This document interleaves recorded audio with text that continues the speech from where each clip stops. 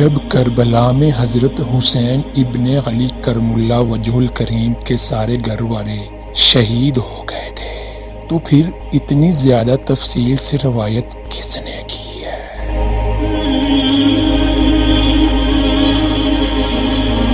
سوال کہتے ہیں کہ کربلا میں حضرت حسین ابن علی کرم اللہ وجہ الکریم کے سارے گھر والے شہید ہو گئے تھے تو پھر اتنی زیادہ تفصیل سے روایت کس نے کی ہے؟ کیا یہ ساری روایتیں جو بیان کی جاتی ہیں جھوٹی ہیں؟ آپ رہنمائی فرمائیے۔